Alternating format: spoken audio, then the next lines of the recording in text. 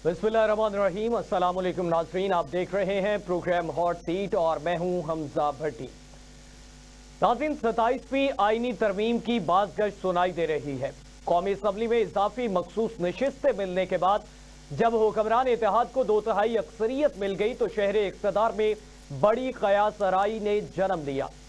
चहमगोइयां होने लगी कि सदर ममलकत आसिफ अली जरदारी को हटाकर नया सदर लाए जाने की तैयारियां हो रही हैं।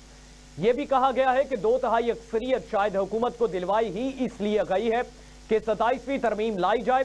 कुछ हल्कों की जानिब से यह भी कहा गया है कि हुकूमत 2/3 अक्सरियत हासिल होने के बाद पार्लियामेंट की मुद्दत 10 साल के लिए बढ़ा सकती है। मगर क्या वाकई ऐसा होने जा रहा है? आइन में तरमीम एक अर्तकाइली अमल है और जो वक्त की जरूरत के साथ साथ जारी रहता है। इसीलिए 1973 के आइन में अब तक 26 तरामीम हो चुकी। 18वीं और 26वीं तरामीम ऐसी आईनी तरामीम है जिनमें आइन के स्ट्रक्चर को बड़े पैमाने पर तब्दील किया गया था। 2010 में 18वीं तरमीम करते हुए विफाक के बड़े इख्तियारात सूबों के हवाले कर दिए गए थे।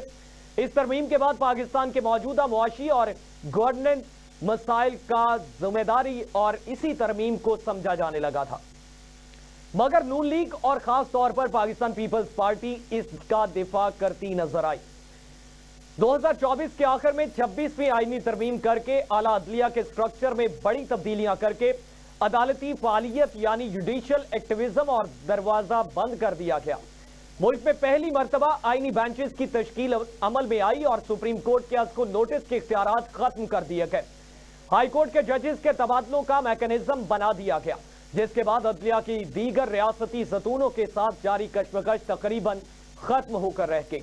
जो काम हुकूमतें और मुक्तदरा माजी में जोरों जबरदस्ती ना कर पाए, 26वीं आईनी तरमीम के जरिए हो गया और मुल्क से हिजानी कैफियत का काफी हद तक खात्मा भी होता हुआ दिखाई दिया। जब हुकूमत ने 2/3 अक्सरियत ना होने के बावजूद JUIF की हिमायत से अपने नंबर्स पूरे कर लिए और 26वीं तरमीम की खबरें जेर गर्दिश आई तो उस वक्त हुकूमत की जानिब से ऐसी खबरों की तरदीद की गई और इन्हें कयास आराइयां करार दिया गया। मखसूस नशिस्तों से मुतालिक सुप्रीम कोर्ट के फैसले के बाद हुकूमत ने यह तय कर लिया था कि काजी फाइज ईसा की रिटायरमेंट के बाद न सिर्फ नए चीफ जस्टिस ऑफ पाकिस्तान के तकर्रुर का तरीकाकार तब्दील करना है, बल्कि आला अदालतों के इख्तियारात को भी लगाम डालने के लिए भी तरमीम करनी है। हुकूमती वजाहतों और तरदीदों के बावजूद पस पर्दा कोशिशें जारी रहीं। पहली कोशिश में नंबर पूरे ना होने पर चंद हफ्तों बाद दूसरी कोशिश अक्टूबर 2024 में की गई, जो कामयाब हो गई, जिसके बाद मुल्क में अदालती निजाम का मंजरनामा ही तब्दील होकर रह गया।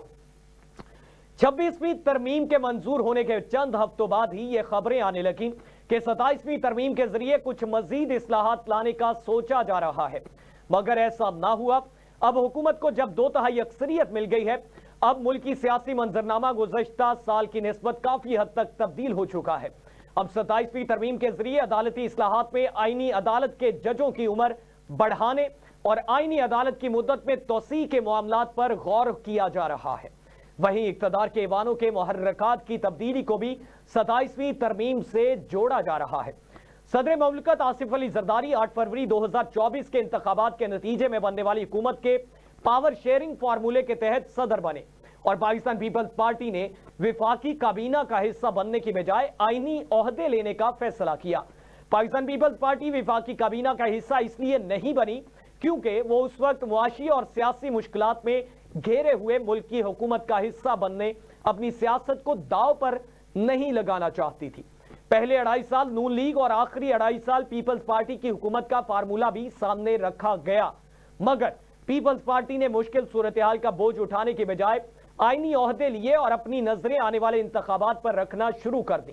वक्त गुजरने के साथ पीपल्स पार्टी को एहसास हुआ कि यह निजाम तो चलता दिखाई नहीं दे रहा।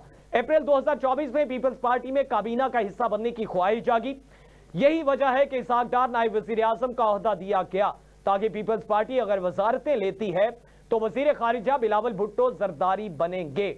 इन तमाम तर तफसीलात पे बात करेंगे और इसके साथ साथ हम बात करेंगे विफाकी वजीर दाखिला मोहसिन नकवी ने सदर आसिफ अली जरदारी के इस्तीफे और आर्मी चीफ के सदारती मनसब संभालने की खबरों को मुस्तरद कर दिया है। मोहसिन नकवी ने कहा कि सदर और वजीर आजम और आर्मी चीफ को निशाना बनाने वाली मुहिम के पीछे कौन है, हम सब जानते हैं। यह भी जानता हूं कि ऐसा क्यों किया जा रहा है, इसको जेरे गौर लाएंगे। और इसके साथ साथ बात करेंगे, पाकिस्तान मुस्लिम लीग नून के सीनियर रहनुमा सेनेटर इरफान सदीकी ने कहा है कि बानी पीटीआई को उनके बच्चे और इनकी बहनें रिहाई नहीं दिलवा सकते हैं। उन्होंने कहा कि बानी पीटीआई की रिहाई खुद उन पर मुनहसर है, इसको भी जेरे गौर लाएंगे। इस पे भी जो है वो नुक्ता नजर जानने की कोशिश करेंगे। और आखिर में बात करेंगे, बानी पीटीआई की साबिका अहलिया जमाइमा गोल्ड समेत ने अपने बच्चों कासिम और सलमान खान की पाकिस्तान आमद से मुतालिक हुकूमत वज़रा के बयान पर रद्द-ए-अमल दिया है। उन्होंने कहा कि इनकी जो है वो बात भी नहीं करवाई जाती है, और अब अगर वो अपनी इसमें बानी पीटीआई की रिहाई के लिए, अपने वालिद की रिहाई के लिए तहरीक में हिस्सा लेने जा रहे हैं तो उसमें भी गिरफ्तार करने की धमकियां दी जा रही हैं। हमें ज्वाइन किया है आरिफ चौधरी साहब ने, माहिर कानून है, सीनियर और तज्जियाकार भी हैं। चौधरी साहब बहुत शुक्रिया, आपने कीमती वक्त दिया। और हमें ज्वाइन करेंगी सफीना खान साहबा, सीनियर तज्जियाकार हैं। सफीना साहबा को भी खुशामदीद कहेंगे। चौधरी साहब, किस तरह से देखते हैं 27वीं आईनी तरमीम की बाज़गश्त सुनाई दे रही है, कौमी असम्बली की मखसूस नशिस्तें मिलने के बाद हुक्मरान इत्तेहाद जो है वो 2/3 अक्सरियत को मद्देनजर रखते हुए इस तरफ जो बढ़ता हुआ नजर आ रहे हैं और ये खबरें गर्दिश कर रही हैं, क्या समझते हैं इस तरह मुमकिन हो सकती है सारी सूरत हाल? बहुत शुक्रिया भट्टी साहब। बुनियादी तौर पर चीजें बड़ी क्लियर होती जा रही हैं, हर शख्स को पता चल रहा है कि होने वाला क्या है। एक बात बड़ी वाज़ेह है कि इक्तदार और सियासत जो है इसमें कोई किसी का दोस्त नहीं होता, ये इसकी अपनी मंतक होती है और उसके लिए उस किसी से और पूछने की जरूरत नहीं होती और खुद ब खुद ये वो जस्टिफाई हो जाती है, यानी एंड जस्टिफाई द मीन्स। तो अब मामला ये है कि ये जितनी भी कोशिश हो अब तक इक्तदार की रस्साकशी जो भी चली है, बुनियादी तौर पर पाकिस्तान के अंदर हमारी एक मुक्तदरा है, एस्टेब्लिशमेंट जिसे कहते हैं, वो एस्टेब्लिशमेंट जो है वो अब तक कभी राजी नहीं हुई अपने इख्तियारात से। हालांकि खुद उन्होंने अपने तौर पर भी हुकूमत की और उनके जरिए यानी आगे लोगों के जरिए भी उन्होंने हुकूमत की। तो अब आजादी जो है किसी को उस तरह की मिली नहीं है, ना किसी को यह मौका मिला कि वो लोगों का मुंतखब नुमाइंदा होकर अपनी आजाद मर्जी से यानी पार्लियामेंट की खुद मुख्तारी के साथ कवानीन बनाए जाएं और उन पर अमल दरामद किया जाए और उसके बाद रियासत के जो तीनों सतून हैं वो अपनी अपनी जगह इंडिपेंडेंट हों और जिस तरह कायदे आज़म ने कहा था उसके ऐन मुताबिक रियासत जो है वो चले। ऐसा हुआ नहीं है। अब मामला यह है कि बड़ा सीधा सीधा मामला है कि इख्तियार और इख्तिदार रखने वालों ने कोशिश करके सबसे ज्यादा जो उन्हें खतरा होता था वो होता था अदलिया से। सबसे पहले उन्होंने अदलिया को जेरे नगी किया। इस वक्त पाकिस्तान में अदलिया बराए नाम मौजूद है, आम केसेस की हद तक बिल्कुल ठीक है, यानी जो आपके सिविल के केसेस हैं ये लोगों के बामी मामलात है, लेकिन जहां तक फंडामेंटल राइट्स का ताल्लुक है, जहां लोगों के बुनियादी इंसानी हकूक का मामला है, वहां रियासतें मुकम्मल तौर पर बेबस है। और वो बेबसी जो है वो इस वजह से है कि रियासत ने क्या यानी जो हुक्मरान हैं उन्होंने अपने पास उनको अपॉइंटमेंट से लेकर उनकी निगरानी करने का इख्तियार जो है वो अपने पास ले लिया और हत्ता के केसेस जो है जो उनके पास चल रहे होते हैं उनको ट्रांसफर करने का भी उन्होंने अपने पास इख्तियार ले लिया है।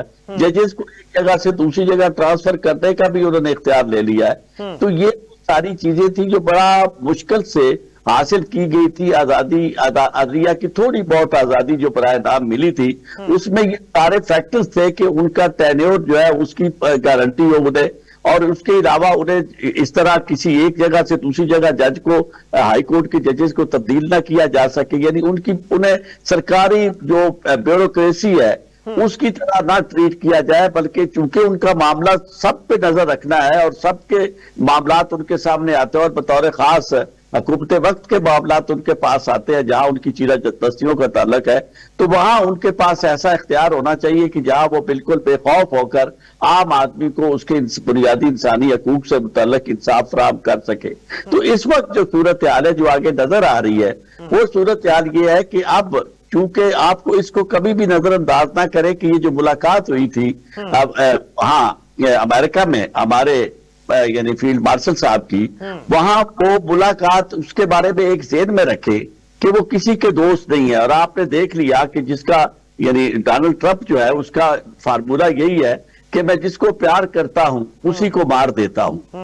ये उसका एक फार्मूला जो है वो आपने देख लिया कि सबसे पहले वो अपना काम लेना चाहता है और उसके बाद उनके साथ जो आपने देखा उसने एलन मस्क के साथ क्या किया या बाकी लोगों के साथ वो क्या कर रहे हैं। उन्होंने वहां हमारे जो यानी इस वक्त फील्ड मार्शल है उन्हें जब ये इतनी इज्जत दी है और कहा कि I am honoured to see him, तो ये उनकी वजह से नहीं था, ये उनके अपने एजेंडे की वजह से था। और वो चूंकि एक शख्स उन्हें पता है कि इतना पावरफुल है कि जो कुछ भी वो एग्जीक्यूट कराना चाहते के जरिए करवा सकते हैं।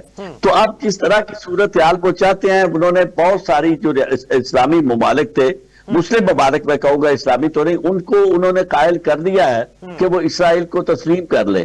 तो आगे आने वाले दिनों में बहुत मुश्किल फैसले जो है वो पार्लियामेंट में बैठे हुए लोग तो नहीं कर सके, क्योंकि उन्होंने तो अल्टीमेटली फेस करना है अवाम उन्नास को, वोट जिनके वोटों से वो आते हैं। तो वहां वो उन्हें ऐसी शख्सियत चाहिए जिसका मुकम्मल तौर पर कंट्रोल हो और जिसे कोई पूछने वाला ना हो। तो इसीलिए जो इक़्तिदार आला है वो अब बराह रास्त, अभी तो यानी इम्प्लाइडली है ना कि पीछे मौजूद है, वो बराह रास्त सीधा आके जो बड़े बड़े फैसले हैं वो कर सके, इसलिए ये सारी चीजें। लेकिन इस तरह के मामलात में नुकसान जो होने का खतरा है वो ये है कि अगर फर्ज करो आसिफ अली जरदारी नहीं रहते सदर, तो वजीर आजम जो है शहबाज शरीफ वो भी नहीं रहते, चूंकि जो इक़्तिदार की जो आपस में इश्तराक है वो खत्म हो जाएगा पीपल्स पार्टी का। तो इस तरह शायद ये चीजें बहुत आसान तो ना हो, लेकिन चूंकि ये करनी है इसलिए थोड़ी सी बहुत मुश्किल भी आएगी, लेकिन अल्टीमेटली ये चीजें होंगी। ये मैं चौधरी साहब, इस हवाले से जिस तरीके से है जो कहा यह जा रहा है कि अगर ये फार्मूला जिस तरह से तय हुआ था तो आगे पाकिस्तान पीपल्स पार्टी को अगला टेन्योर जो है वो इसी तरीके से इन्हीं कुछ तब्दीलियों की बिना पर पाकिस्तान पीपल्स पार्टी को ऊपर रखकर दिया जा सकता है। तो इसको आप किस तरीके से देखते हैं कि ऐसा मुमकिन हो सकता है?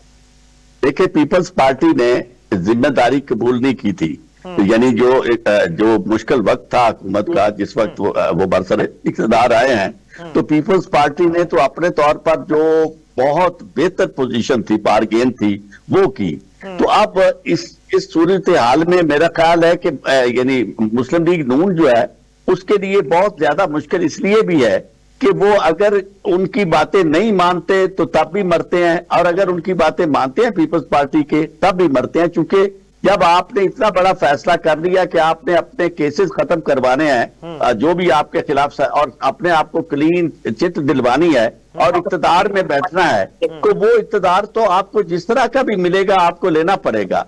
इसमें बिल्कुल आपकी बात बड़ी वजनी है और ऐसे इम्कानात मौजूद हैं। लेकिन इस सारी सूरत हाल में आप मुझे ये बताएं कि जो बड़ा इंटरनेशनल एजेंडा है वो आपको किस तरह पूरा होता हुआ नजर आता है? पार्लियामेंट जो है उसके अंदर तो ये चीजें हो नहीं सकती, और ना ही ये पॉलिटिकल पार्टीज जो है सारी अमल का वजन उठा सकती हैं। 100/100 के आपके आसिफ अली जरदारी और उनकी पीपल्स पार्टी तो वो 6 नहरों का वजन नहीं उठा सकती। और आपको याद होगा कि बेनजीर भुट्टो साहब ने इसी मामले में जो उस वक्त कालाबाग डैम की बात हुई थी, तो उन्होंने कहा था कि भले हुकूमत जो है वो जाए, लेकिन ये कालाबाग डैम जो है ये वजन आप नहीं उठा सकेंगे। तो आप ये देखें कि इस तरह की चीजें बाज़ औक़ात आ जाती है जब आपके लिए फैसला एक तरफ आपकी सियासत होती है और जी ठीक। सफीना साहबा, आप किस तरीके से देखती हैं 27वीं आईनी तरमीम की बाज़गश सुनाई दे रही है कौमी असम्बली में इजाफी मखसूस नशिस्तें मिलने के बाद? हुक्मरान इत्तेहाद जो है वो 2/3 अक्सरियत उसको मिल रही है और शहर इक़्तिदार में बड़ी क़यास-सराइयां जन्म ले रही हैं, और सदर आसिफ अली जरदारी साहब जो हैं उनको हटाने के हवाले से भी खबरें गर्दिश कर रही हैं। तो आप समझती हैं कि इस तरह की सूरत हाल मुमकिन हो सकती है और 10 साल की तोसी वाला मामला पाकिस्तान पीपल्स पार्टी को ऊपर लाकर वो गिवन एंड टेक वाला मामला सामने आता हुआ नजर आ रहा है? जी thank you so much Hamza. पहली बात तो ये प्रेशर टैक्टिक्स हैं दोनों तरफ से। देखिए, अगर हमारी रियासत में कुछ चीजें करनी है तो उसके लिए उनको पॉलिटिशियंस को ऑन बोर्ड लेना पड़ेगा, और अगर पॉलिटिशियंस जो है वो कुछ जो है आए बाएं शाएं करते हैं तो फिर उनके बहुत सारे तरीके होते हैं उनको चीजें मनवाने के। डेफिनेटली जो सर ने पहले बातें की हैं बिल्कुल दुरुस्त की हैं कि जो पब्लिक प्रेशर होता है वो सियासतदान नहीं ले सकते हैं, लेकिन रियासत वो तमाम पब्लिक प्रेशर ले सकती है जो उन्होंने रियासत के हक में फैसले करने होते हैं, लेकिन पॉलिटिशियंस अगर पार्लियामेंट के अंदर मौजूद हैं तो उनको भी कुछ वजन जो है वो उठाने का फर्ज होता है। तो पॉलिटिशियंस बड़ी ही आसानी से हर चीज को झाड़ देते हैं कि जी हम ये नहीं कर सकते, हमें हमारा इक़्तिदार चला जाए, क्योंकि पॉलिटिशियन का ये शायद एक माइंडसेट बना हुआ है कि हम दोबारा इक़्तिदार में आ जाएंगे, इसके बोझ के तले हम ना आए।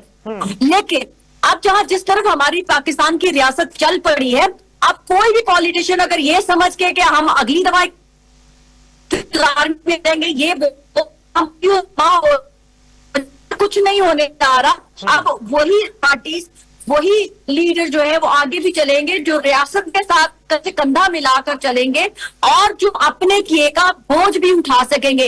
अब मजीद पाकिस्तान को आप ऐसी सियासत में नहीं देखेंगे कि जिस सियासतदान जो है वो अपनी सियासी मुहिम चलाकर पॉलिटिक्स खेल लें और जो है रियासत के कंधे पे हर चीज डालकर जो है वो खुद बरी जमा हो जाए। अब वो वक्त चला गया है। अब सियासतदानों को रियासत के साथ खड़े होकर हर फैसले को ओन करना होगा, इंडोर्स भी करना होगा। तो लिहाजा ये प्रेशर टैक्टिक्स हो सकता है, मैं बात आपकी भी बिलीव करती हूँ कि जरदारी साहब ने कहा होगा कि हम ये 27वीं तरमीम को हम अमेंड नहीं करेंगे, तो चाहे हमारा इक़्तिदार चला जाए। तो उनको भी पैगाम पहुंचाया गया होगा कि ठीक है सर, अगर आप ये चीज ओन करने के लिए तैयार नहीं है तो आप फिर साइड से हट जाएं, फिर बेहतर है कि आप खुद ही हट जाएं या कि आपको हटाया जाए। दूसरी तरफ अगर PMLN है तो वो क्या करेगी? क्या वो ये तमाम फैसले अकेले कर सकती है? 2/3 मेजोरिटी उनको मिल चुकी हुई है, वो इस पोजीशन में है कि वो अकेले ओन जो है वो फैसले कर सके।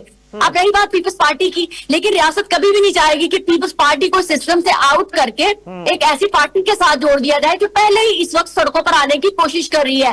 तो ये सिर्फ प्रेशर टैक्टिक्स है। आने वाले दिनों में आपको हर चीज सेटल होती हुई नजर आएगी। कोई भी पॉलिटिकल पार्टी इस वक्त रियासत के खिलाफ खड़े होने की नहीं जुर्रत करेगी, क्योंकि एक जो हवा बना हुआ था कि शायद उनके बाद जो है अवामी दबाव कोई बर्दाश्त नहीं कर सकेगा। अगर उस पार्टी को उन्होंने टैकल कर लिया है तो मुस्लिम लीग नून और पीपल्स पार्टी, मेरा नहीं ख्याल कि कोई इतना बड़ा टारगेट है, और ना ही मुस्लिम लीग नून और पीपल्स पार्टी इस वक्त रियासत के मुखालिफ खड़े होने की जुर्रत भी कर सकती है, बल्कि सोच भी सकती है। तो वो ऑन बोर्ड रहेंगे, बहुत सारे मसाइल का हल निकाला जा सकता है।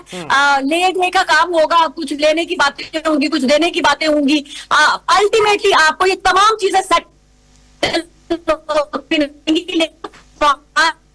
जो क्या कहते हैं, खामोशी से पहले थोड़ा सा बिल बुलाया जाता है। सब अपनी अपनी डिमांड सामने रख रहे हैं कि हमें ये चाहिए, इसके एवज हमें ये चाहिए। तो ये सिर्फ प्रेशर टैक्टिक्स है, अल्टीमेटली होगा वही जो रियासत चाहेगी। सफीना साहबा, मोहसिन नकवी साहब की इस हवाले से जो है वो तरदीद सामने आई है, उन्होंने खबरों की तरदीद की है, लेकिन एक स्टेटमेंट में आपके सामने रखना चाहूंगा। उससे पहले ये जानकर के पाकिस्तान एक जमहूरी मुल्क है और जमहूरियत के फरोग के लिए सियासी जमातें हर कदम आगे बढ़ती हुई नजर आती हैं। मोहसिन नकवी साहब कहते हैं कि सदर पाकिस्तान का फौजी क़यादत के साथ मजबूत और बावकार ताल्लुक है, जबकि आर्मी चीफ की वाहिद तवज्जो पाकिस्तान की कुव्वत और इस्तेहकाम पर है। किस तरह से देखती हैं इस स्टेटमेंट को एक जमहूरी मुल्क के लिए?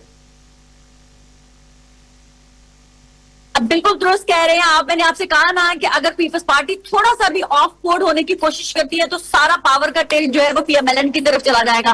और अगर PMLN ये सोचती है कि हम इस चीज से आउट रहे तो फिर सारा का सारा बेनिफिशियरी जो है वो पीपल्स पार्टी होगी। तो ये आप नहीं कह सकते कि दोनों पार्टी जो है वो ऑफ बोर्ड हो जाएंगी। कोई ना कोई एक पार्टी अब ये चाहती है कि उसको पूरी तरह से फायदा हो। PMLN की ये ख्वाहिश होगी कि सारा का सारा फायदा उनको। मैं मोहसिन नकवी की इस ट्वीट को इंडोर्स करते हुए कहती हूँ कि उन्होंने बिल्कुल दुरुस्त निशानदेही की है। सदर आसिफ जरदारी कभी भी नहीं चाहेंगे कि वो एस्टेब्लिशमेंट के साथ अपनी जो है बिगाड़े, क्योंकि अगर मैं एज्यूम कर लेती हूँ कि आसिफ अली जरदारी जो हमारे पाकिस्तान के सदर हैं वो ये ख्वाहिश का इजहार करते हैं कि मुझे 27वीं जो है आइन की तरमीम नहीं करवानी है, मैं कुछ इसको अमेंड नहीं करवाना, तो फिर उनको अपने बेटे का फ्यूचर कैसे देखना है? क्या वो नहीं चाहते कि उनके जो साहबजादे हैं वो फ्यूचर में प्राइम मिनिस्टर बने? तो वो कोई भी ऐसी कोशिश नहीं करे, क्योंकि उनकी तो अपनी सबसे बड़ी ख्वाहिश है कि वो अपनी जिंदगी में अपने बेटे को प्राइम मिनिस्टर बनता हुआ देखे। तो ये बिल्कुल मोहसिन नकवी ने बिल्कुल समअप करते हुए राइटली सो बोला है कि वो ऑन द बोर्ड है, बट ऑब्वियसली सियासी तौर पे बातें होंगी, चमगोइयां तो होंगी, प्रेशर टैक्टिक्स से निकालना भी है प्रेशर, और बातें करके लोगों को ऑन बोर्ड भी लेना चाहिए कि एक इसको मैं बोलती हूँ साइकोलॉजिकली अवाम के अंदर टीजर फेंकना। ठीक है, अवाम को ये टीजर दिया जाता है कि ये कुछ होने जा रहा है। जब ये कहा जाता है तो फिर उससे लोग माइंड मेकअप करना शुरू कर देते हैं कि ये कुछ हो रहा है, फिर उसको अडॉप्ट कर लिया जाता है, फिर उसके साथ आप एडजस्ट हो जाते हैं कि ये अब होने जा रहा है। तो ये माइंड मेकिंग टैक्टिक्स हैं। अल्टीमेटली जैसे मैंने पहले ही कहा है कि सारी चीजें वही होंगी जो अकॉर्डिंग टू रियासत होंगी। चौई साहब आप इसको, इस स्टेटमेंट को किस तरीके से देखते हैं? मोहसिन नकवी साहब ने जो स्टेटमेंट दी है कि सदर पाकिस्तान का फौजी क़यादत के साथ मजबूत और बावकार ताल्लुक है, जबकि आर्मी चीफ की वाहिद वजह पाकिस्तान की कुव्वत और इस्तेहकाम है। साथ में उन्होंने कहा कि जो लोग ये कैंपेन कर रहे हैं मुल्क दुश्मन एजेंसियों के साथ मिलकर, वो जो करना चाहते हैं कर लें, हम सब वो करेंगे जो पाकिस्तान को मजबूत बनाने के लिए जरूरी है। चौई साहब देखिए, मैं आपको एक अर्ज करूं कि जब मार्शल लॉ लगता है ना, तो उससे एक दिन पहले या 2 दिन पहले चीफ ऑफ आर्मी स्टाफ का बयान आता है कि फौज जो है वो मुंतखब हुकूमत के साथ है मुकम्मल तौर पर, और रात को इक़्तिदार जो है वो फौज के हाथों में चला जाता है। ये नहीं, ये जो सफीना ने कहा ना, वो वाकई ऐसा होता है कि तूफान जब आना होता है तो उससे पहले हवा रुकी हुई होती है, और तलातुम जब आता है तो फिर सबको पता चलता है कि यार हम तो ये समझते थे कि शायद सब कुछ रुक गया है, लेकिन ये तो चीजें कुछ बदलने वाली थी। अब मामला ये है कि एक बात जो अक्सर यहाँ लोग जिनका बहुत ज्यादा जिन्हें चाव है रियासत और एस्टेब्लिशमेंट को एक इकट्ठा खड़ा करने का और अफराद को रियासत कहने का, वो ये कहते हैं कि पाकिस्तान में जो होना था अब हो गया, सेटल होगी द डस्ट, अब नहीं कुछ हो सकता। शहनशाह ईरान के बारे में भी बिल्कुल यही कहा जाता था, हेटी के सदर के बारे में भी यही कहा जाता था, और पूरी दुनिया में जितने भी तब्दीलियां आई हैं उन तब्दीलियों से पहले बिल्कुल लोगों का यही ख्याल होता है कि जनाब अब तो चीजें इस तरह सेटल हो गई हैं कि अब जनाब बिल्कुल किसी की जरूरत नहीं है कि वो कदम उठा सके, लेकिन ऐसा होता नहीं है। उसकी वजह यह है कि ये जो अवाम है ना, ये जिन्हें ये लोग भेड़ बकरियां समझते हैं, उनको नजरअंदाज नहीं किया जा सकता, पब्लिक ओपिनियन को नजरअंदाज नहीं किया जा सकता। इंटरनेशनल जो फोर्सेज हैं जो वो देखती हैं, जिस बुनियाद पे आगे इमदादें मिलती हैं, कर्जे मिलते हैं, रिकॉग्निशन मिलती है, ये सारे ऐसे फैक्टर्स होते हैं जो बड़े इंपॉर्टेंट होते हैं। और फिर उसकी बात ये है कि ये मौजूदा रजीम जो है वो पाकिस्तान में लोगों को इस तरह की सहूलतें दे रहा होता और लोग मुश्किलात से आजाद हो चुके होते, तो यकीनन मैं समझता कि जनाब उनके नजदीक अब किसी की जरूरत नहीं है। लेकिन चूंकि जितनी भूख और गुर्बत और मसाइल और जिस तरह लॉलेसनेस पाकिस्तान के अंदर मौजूद है, कि हर शख्स सवाए उनके जो हैव्स हैं उन्हें तो नजर आता है कि सब ठीक है, लेकिन जो हैव नॉट्स हैं उनकी दास्तान जो है वो हर रोज सामने, हर एक शख्स के सामने है। और पाकिस्तान में मामलात इस हद तक आम आदमी के खराब हो चुके हैं कि लोग मरने मारने पर तुले हुए हैं। सिर्फ आप ये देखना, आज मेरी बात याद रखना कि आने वाले चंद दिनों में आपको ये नजर आएगा कि इर्रिस्पेक्टिव ऑफ कि ये जो आपके पीटीआई वो क्या करती है, या पीटीआई की क़यादत को कहते हैं जी कॉम्प्रोमाइज है, ये है वो है, आपको नजर आएगा कि आम आदमी अपने तौर पर इस एहतजाजी तहरीक का हिस्सा होगा, अपने अपने मसाइल की वजह से होगा। अब तक जो कुछ भी हुआ है, रास्ते में रुकावट वो लोग बने जो बज़ाहिर पीटीआई के थे और वो अपने आप को कह रहे थे कि हम इत्तेहाद इसकी क़यादत कर रहे हैं एहतजाज की, लेकिन उनके मकासद कुछ और थे और उनकी वजह से चीजें आगे नहीं बढ़ी। लेकिन ये मैं आपको बता दूं कि जिस सतह पे हम पहुंच चुके हैं, और वो किसी को भूलना नहीं चाहिए ना, इस वक्त पाकिस्तान को वो रिकॉग्निशन मिल रही है, बल्कि ये तौहीन है पाकिस्तान की जिस अंदाज में हमें डील किया है अमेरिका ने। और आप देखें जो अमेरिका हमसे करवाना चाहता है वो हमारे किसी के ये इक़्तिदार आला वाले जो है उनके भी बस की बात नहीं है। एक कदम इन्होंने उस तरफ उठाया तो आप देखें कि जमीन आसमान कहां पहुंचता है। और ये इवन जो मुस्लिम ममालिक है जिनसे वो तवक्को करते हैं, उनके लिए भी इतना मुश्किल है इसराइल को तस्लीम करना कि वो भी आसानी से नहीं कर सकते। तो और दूसरी बात यह है कि खुद अमेरिका वो इतना आइसोलेशन का शिकार हो रहा है कि अगर वो इस तरह की कुव्वत बनता, उन्हें ऐसी क़यादत मिलती ट्रंप के रूप में कि जो सारी दुनिया उनके करीब आती, फिर सूरत हाल और होनी थी।